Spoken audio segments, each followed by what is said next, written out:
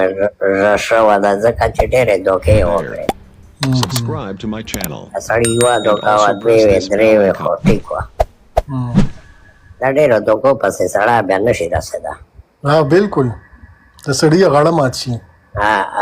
نو زه به چې کله شپې 1 بجې دنه کوزېدلم که نه بیا به ته جګړه مې بولا ګڼ دی بولو یا ملک صاحب ګڼ مې بولا ګڼ دی بولا.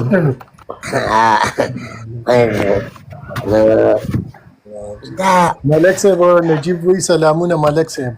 وعلیکم السلام. نو بلبله د کسان چې کوم غوي هغه بیرچګوا مالکه بلبل نن ډېر غلی دی چې پته نشته چې څه چل دی طبیعت یې نه صحیح که څه ویسی خیب نروچگی در سره به سرای جبخی ته زه وټاکې داسې نیمه مساج ورته پکار ده بلبل ته. نیمه ګنټه وشوه بلبله چرچاګي نه میاشتې خوب مې وکړ.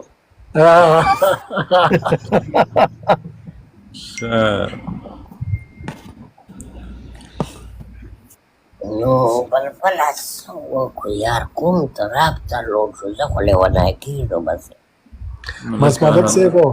ملک صاحب دا امارات زموږ دپاره ښه دی ډېر ښه ده په دې کې به پراته یو بس چې په دې کې پروت یې که نه په امن کې به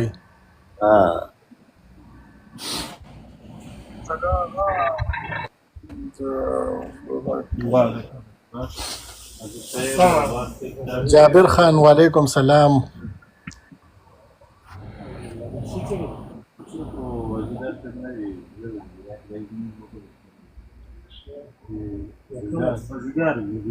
D P O वालेकुम सलाम.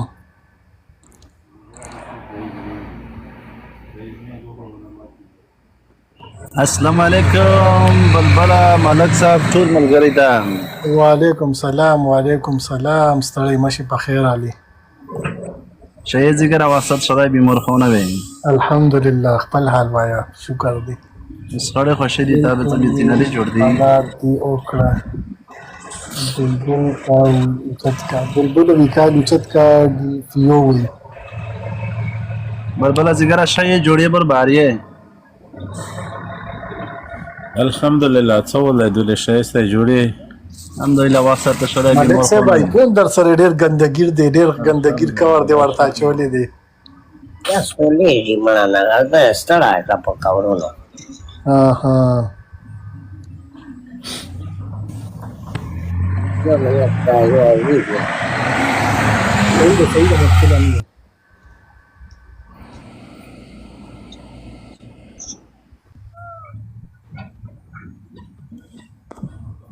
ملک صاحب ته شای جوړی بر باریه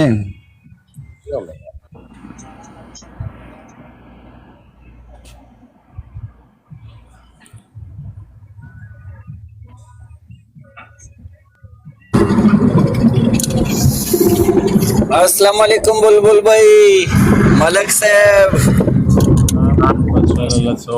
څنګه جوړ یو خیریت دی